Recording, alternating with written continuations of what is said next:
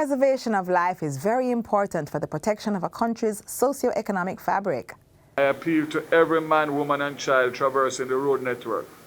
Execute your road actions with your family in mind.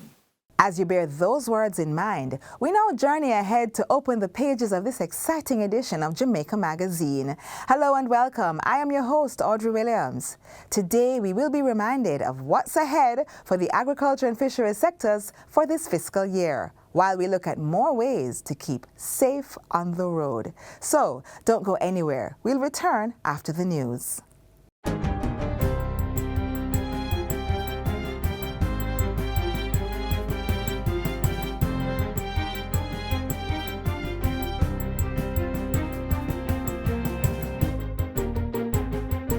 Good day, I'm Theodore Henry, and this is your JIS News for Friday, June 9, 2023. Jamaica and other Caribbean countries are to benefit from a new $35 million commitment from the United States government to support clean energy and disaster response in the region. The announcement was made Thursday morning during a meeting between U.S. Vice President Kamala Harris and Caribbean leaders in the Bahamas. Prime Minister Andrew Holness represented Jamaica at the meeting. Vice President Harris says $20 million will go towards the Caribbean Climate Investment Program. This is to incentivize the private sector to partner with Caribbean nations in developing more clean energy technologies like microgrids and energy storage systems. The remaining $15 million investment is to support emergency response efforts and strengthen the capacity of the Caribbean Disaster Emergency Management Agency, SEDEMA. This investment is intended to help develop new early warning systems and pre-position first aid equipment and generators. As a follow-up to this convening, in fact, tomorrow the Atlantic Council and RMI are hosting a PAC 2030 summit here in Nassau. There, we will work with these and other organizations to facilitate connections between the United States government, the private sector, NGOs and philanthropic organizations, and officials here in the Caribbean to identify, build, and operate new clean energy projects. The investment flows from a previous meeting on the Partnership to Address Climate Crisis, PAC 2030. Too many of our laws are honored in breach and not observance. That concern by the Minister of Legal and Constitutional Affairs, Marlene Malahou-Fort, is the reason she wants a substantial amount of next year's budget to be used for legal education. The minister gave notice in her recent sectoral debate presentation in the House of Representatives. I put my own government on notice that come next budget, we will be asking for a large share of the budget to do the work of legal education in government and in the wider society. Mrs. Malahou-Fort says the ministry's Legal Education Division is in the process of recruiting education officers to support this effort. Approximately 900 residents from Padmore and Stirling Castle in West Rural St. Andrew are set to benefit from improved water supply. This is due to the completion of the $35 million Padmore and Stirling Castle pipe replacement projects. They were commissioned into service on Thursday by Minister without portfolio in the Ministry of Economic Growth and Job Creation, Senator Matthew Samuda. A 1-inch main line in Padmore, which is served by the Barnettwood system, was upgraded to a 4-inch supply pipeline at a cost of $26 million. In Stirling Castle, the $9 million work involved laying approximately 90 lengths of 4-inch PVC pipeline, the installation of metered connections for non-registered customers, as well as civil repair works and valve repairs and/or replacement.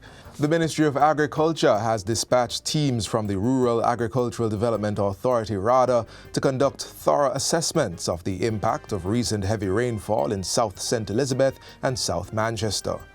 A report from the ministry indicates that these areas have experienced substantial damage to farms and road networks due to the significant rains. A number of farmers have suffered losses, especially to crops like tomato, melon, scallion in the Duff House, Comapen, Bull Savannah, Ballas Valley.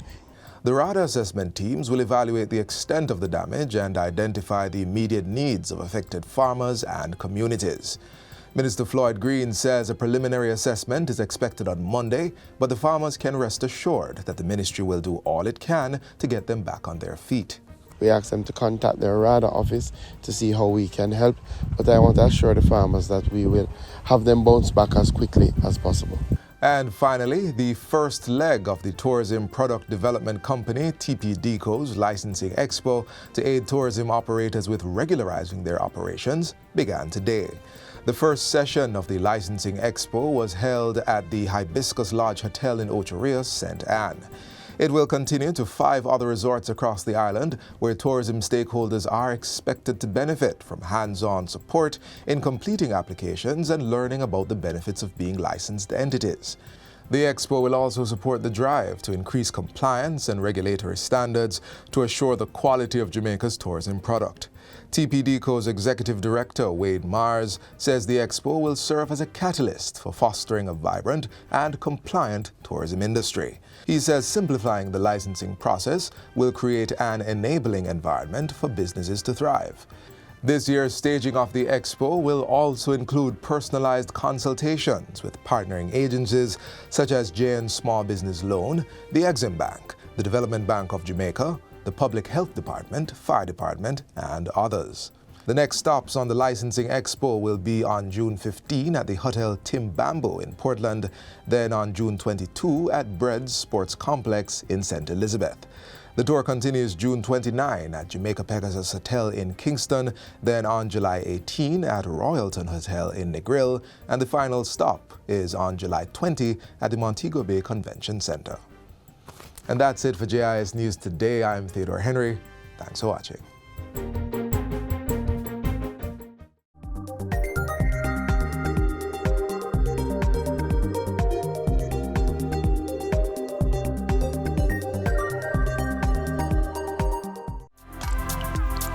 Brethren, the road signs make the traffic environment safe.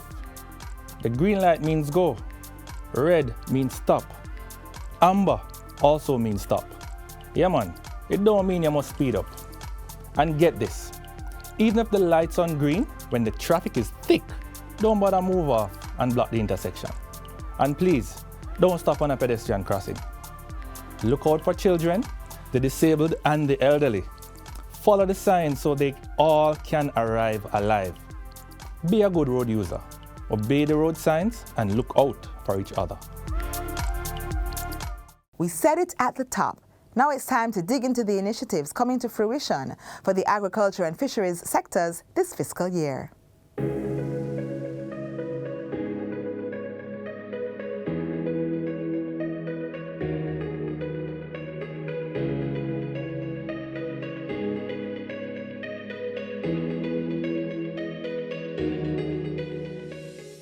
The government is serious about agriculture and fisheries, and the evidence of this is reflected in its policies and actions.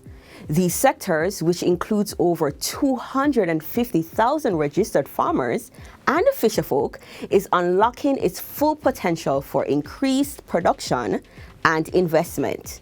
Here's how. We will identify and explore for you the Grow Smart, Eat Smart strategy, this formula that requires us as a country to adjust to more empirical and business-like operations so that we can increase production, improve efficiency, and ultimately drive wealth creation through investment in agriculture and fisheries. This year, the Ministry of Agriculture will invest $6.8 billion in irrigation, infrastructure, farm roads, drains, and support for agro-processing facilities, which will affect 3,840 acres of land in the nation's high production zones. We have commenced pre-planning activities to expand irrigation services in the Pedro Plains, utilizing surface flows from the Black River at Lacovia. The project, when implemented, will impact at least 4,000 farm families. In addition to that, the ministry will further enhance the development of new irrigation systems that will impact some of the most important production zones. Let me tell you a few. The Yallast, West St. Thomas, Lucky Hill Pen in St. Mary, Hinestown in St. Anne, Lennox Lowleton in Portland, and Holland in St. Elizabeth. This represents over 19,000 acres of new irrigation developments across these production zones. We've acquired one water truck, and we can announce that we will be acquiring 3 more water trucks. We have also an agricultural land use policy currently being developed that complements the National Land Use Policy. And in collaboration with the Land Utilization Committee, the Ministry is ensuring the preservation, access, and utilization of agricultural lands in the most efficient and effective manner. We continue to support our farmers, and we will be targeting 60 farmers this year to receive support at no cost for the preparation of their 1 acre of agricultural land, increasing that incentive from last year. The farmer will have the option, if they so choose, to utilize this support for land clearing of the same acreage. In the context of soil analysis, the government plans to embark on a partnership with the Kingdom of Morocco to sow clean seed into clean soil to promote a robust production. Farmers under this program will be equipped, hear me now, with soil analysis kits, which will enable them, before they point or put one root in the ground, to get a reading of the constituency of the soil. We are exploring organic fertilizer. And we can announce that RADA has partnered and is moving to establish a $30 million pilot project for composting and organic fertilizer production on several farms across the island. Farmers will be trained, and the fertilizer will be used on the pilot farms and then distributed to other farms as production increases. Similarly, we will work with the 2 established organic fertilizer producers to ramp up production as we provide an environmentally friendly alternative to the inorganic fertilizers. Furthermore, the government has pledged to also provide support to 6 young farmers who have suffered losses. Those 6 farmers will be supported by the Ministry of Agriculture and Fisheries, who will provide goats from our program to get them back on track. The ministry will also distribute 25 small ruminant shafting machines in a bid to enhance the development of alternate feeding for livestock. We are also in the process of importing 2 industrial feed pelletizers to enhance ration formulation for small ruminants and cattle. We do this because we acknowledge the high cost of feed, and we are moving towards our longer-term vision of sufficiency. To handle the local production of onions, potatoes, and other perishable commodities, the ministry is also making efforts to renovate the Colville cold storage facility in Christiana, Manchester. This is critical to our value-added focus. If we're going to expand the value chain, if we're going to have niche products to sell at higher revenue for our farmers, we need expanded and expansive storage capacity. Another step to increase production while attracting investors is through the expansion of the fisheries sector.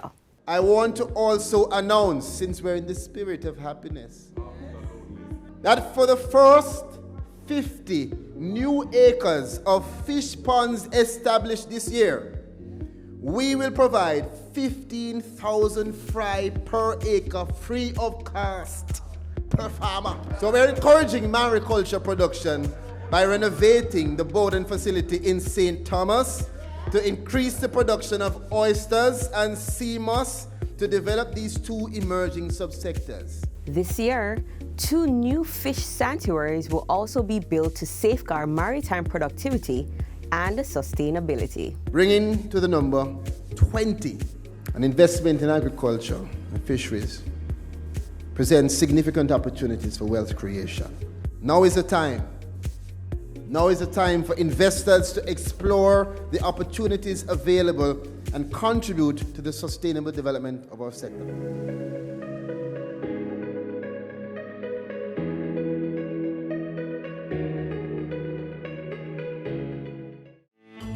Keep that smile on their faces and preserve their innocence. Cherish the moments you have with them and create the best memories. Let's inspire our children to dream big and work hard to achieve all they aspire to be. Take the time to listen to our children and really hear their side of the story. Our children deserve love and the right to access their basic needs. Do your part and protect our children. Protecting yourself on the road benefits everyone. So, do the right thing and obey the road signs.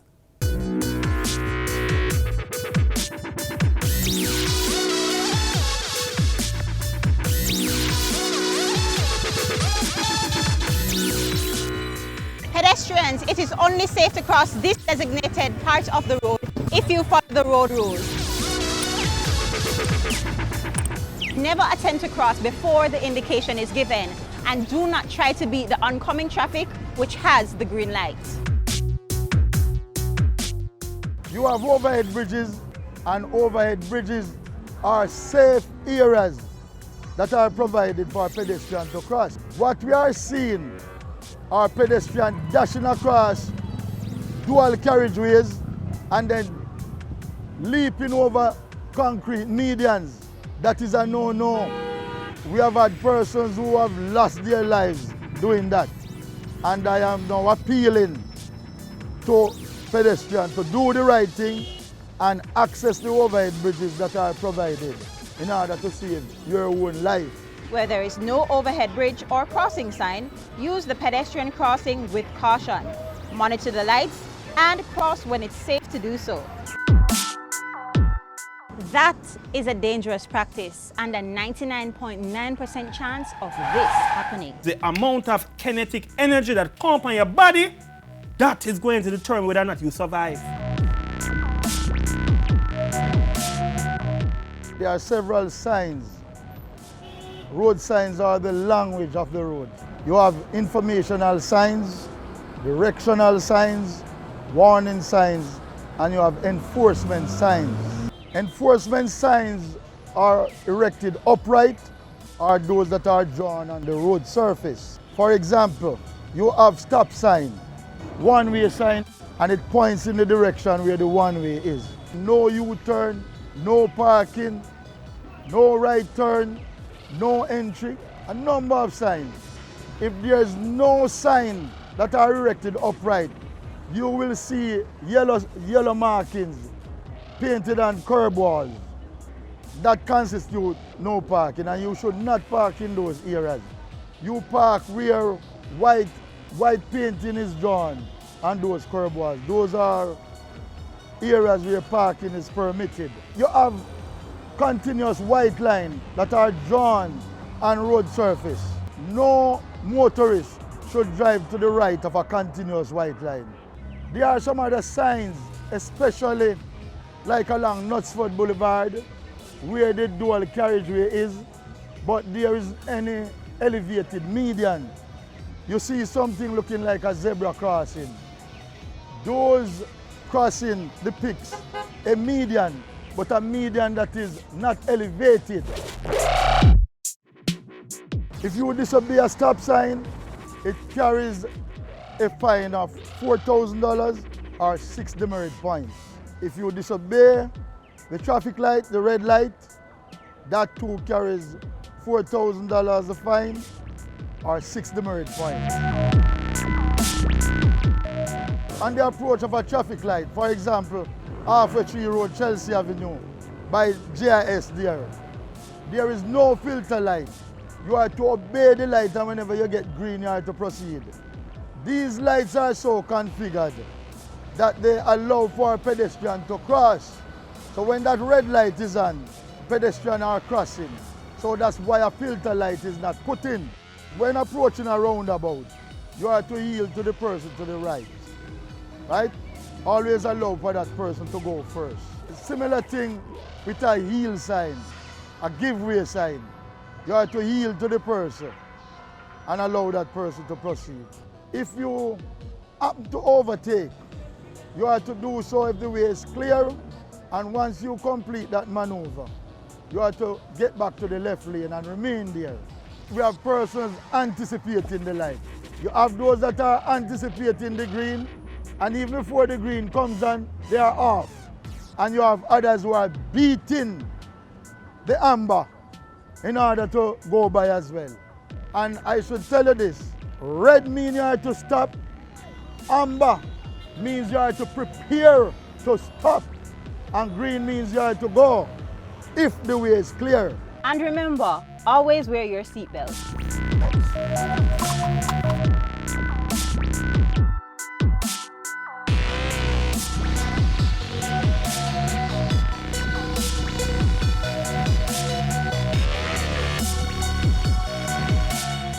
Here's how we sign the alphabet.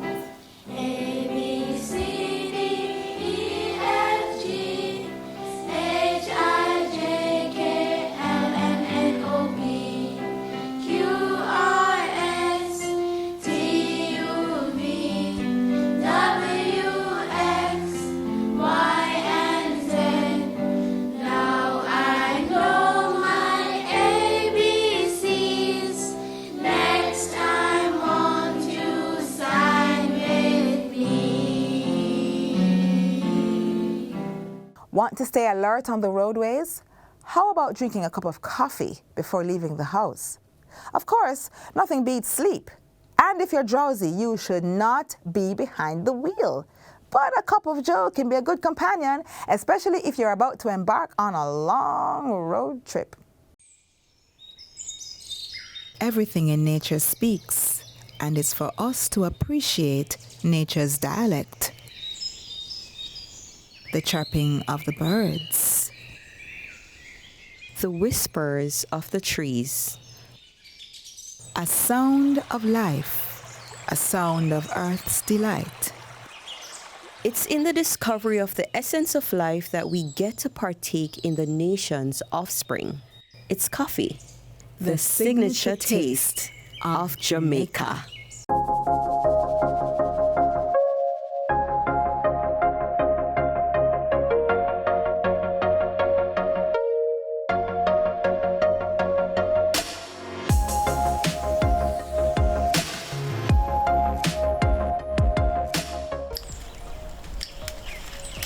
The bowl of boiling coffee, morning. I get up like 4:30 in the morning, 4:30, pretty early. First thing I do, I give the Creator thanks for waking me up, right? And then I pack my little bag and I head to the farm. Once you're in the farm, you connect with nature, right? Just like how the plants grow, that's the spirit that you have. I'm Stephen Hibbert, CEO of Exotic Blue Coffee Company, also the farmer of Exotic Blue Coffee Farm. Agriculture is a way of life for us who live in the mountain. Hence, I decided on going into coffee, and the reason for that, I have a full-time job, a job that takes me all over the island, right? Sometimes internationally as well. So I had to plant something that I don't have to be nurturing like a baby, 365 days a year. Hence, coffee was my dream call, and I grabbed it with both hands. You look on the stages of coffee. The coffee becomes white, that's the flowering. Then it becomes green, that's the berries start to form, and you're watching, that's a little baby growing up, and then the coffee's turning red, you know it's ripe. And then it goes straight to the processing, and then from the processing to the consumer. What other joy there is. Pause. How about taking us through the process? I bring coffee to you from the seed to the cup. What do I mean? The coffee is planted, I planted the coffee, right? Once the coffee is planted and nurtured and start to produce in about 2 years' time, the coffee is now processed. So once it is reaped, it is taken from the farm. And when we take it from the farm, it weighs 60 pounds. So just to take that out on your head, right? The passion in navigating those mountains, those slopes, right? Those 60-degree slopes.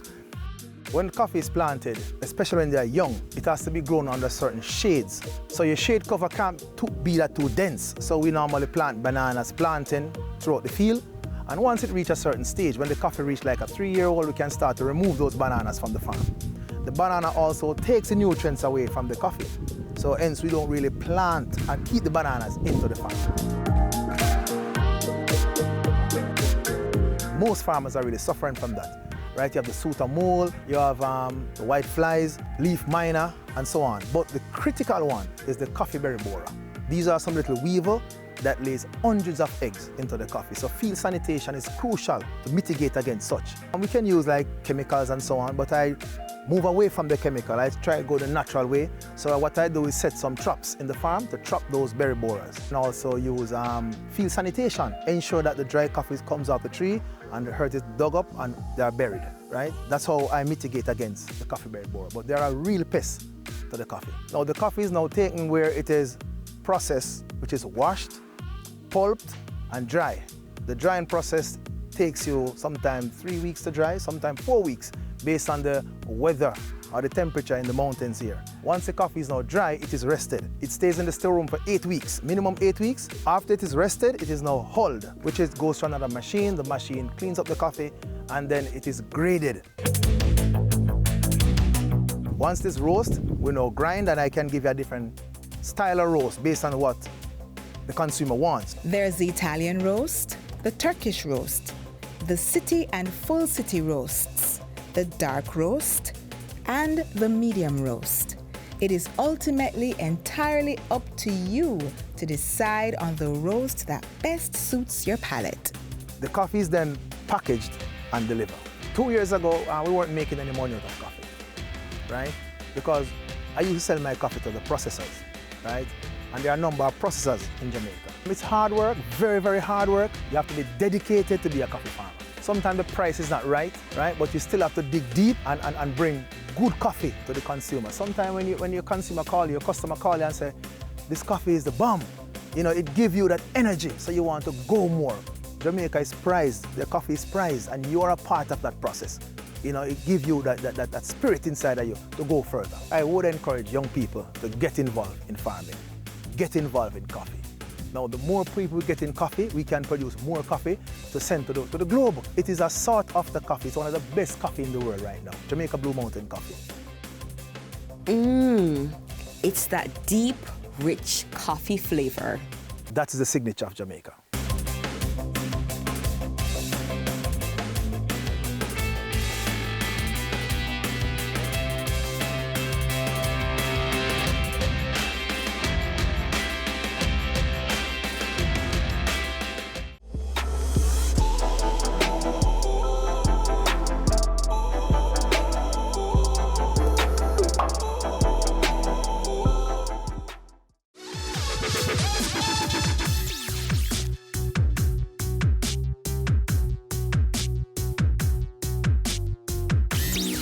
Understanding and following road signs and traffic signals is critical for driving safely and within the law. Here are some reasons why traffic signs are necessary. They provide consistent rules for all drivers. Anyone can understand them, and they give you warnings about things that are not necessarily obvious. Traffic signs also keep drivers, pedestrians, and cyclists safe. Their main role is to manage traffic flow, and in doing so, they help you to get where you want to go. On that note, the next time you're tempted to disregard a traffic sign, don't.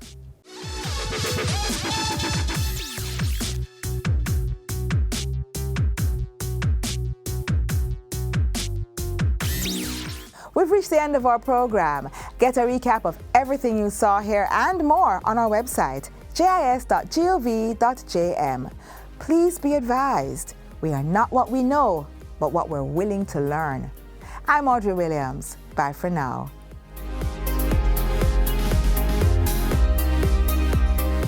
This has been a production of the Jamaica Information Service, the voice of Jamaica.